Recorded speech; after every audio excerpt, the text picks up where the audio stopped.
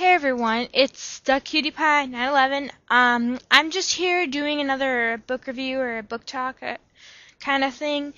Or talking about my thoughts on a book that I like.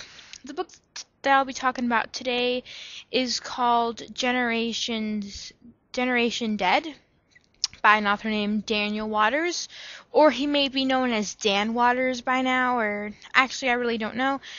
But I'm here to talk about this book.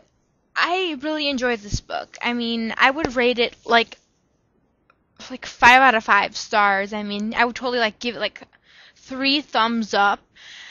And I would definitely recommend it because it teaches us a little bit something about life. Well, anyway, I'll get to, the point. I mean, the book is about, it's about how everywhere across the country a strange phenomenon is occurring.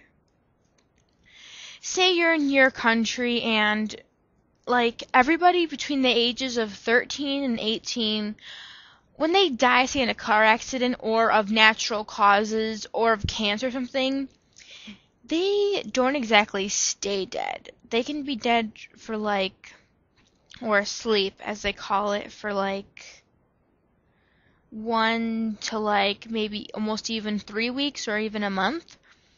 And they wake up again, but they either call them zombies or a different biotic or the dead kids, but really they don't look really scary or anything. In my opinion, they don't want to suck your brains. They're just basically your normal average kids or teens. They're just misunderstood, and yeah. So this is happening in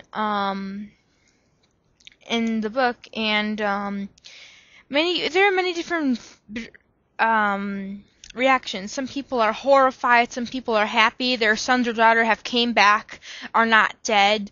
Other people are just confused. I mean, the kids themselves are probably oh, what's going on? But the thing is, when they come back from the dead or whatever, they're not exactly the same. Some of them have to relearn how to walk again and speak, and they speak with many pauses, but overall the way they think, their mind is the same. It's just physically they have to learn to do a lot of stuff again, but their mind is the same as they were before they were dead, if that makes sense. So in this book, the main character named Phoebe, in her neighborhood, it's been happening, and some kids at her school are teasing these kids who come back from the dead, and it's really kind of sad. It reminds me of segregation and discrimination, because people are even doing bad stuff to these kids who come back from the dead. They're trying to set their houses on fire, trying to kill them. And the thing that stinks is there are no laws to protect them, because apparently the government's now saying, oh, they're not people. As soon as you die, your social security is not valid, blah, blah, blah. You're no longer a citizen. You're not even considered people. And I think it's just ridiculous and an outrage. And yeah, and so this character, Phoebe, some dead kids, they call them, goes to her school. And her school's trying to be welcoming of these new, differently biotic, or they also call them the living impaired. And they try to be, welcoming, but some people still don't like it. And just think of the times of segregation when, black people are even kind of similar to even during World War II, the Nazis, Germans, and the Jews. And just think of it kind of like that. Except, yeah. So, the main character, Phoebe, everybody is shocked when she falls for, as in starts to take interest, one of the dead kids named Tommy. Everybody is shocked and filled with agony, including her neighbor, also her best friend Adam, who's a good friend of hers, but kind of likes her more than a friend, kind of has a crush on her, be willing to do anything for her. It's kind of like a love triangle. This book also teaches you, a lesson about some things. It made me think, people are scared, and people, like these kids who come back from the dead, are trying to blend into a society that doesn't want them, because everybody's scared, and that's perfectly understandable. But just think about it. Try to picture yourself if you were in their situation. You come back from the dead. They come back from the dead. They have every right to be scared. Because some of them go home to their families who are Christian and religious, says, oh, this is not right, blah, blah, blah. They won't even look at their kids.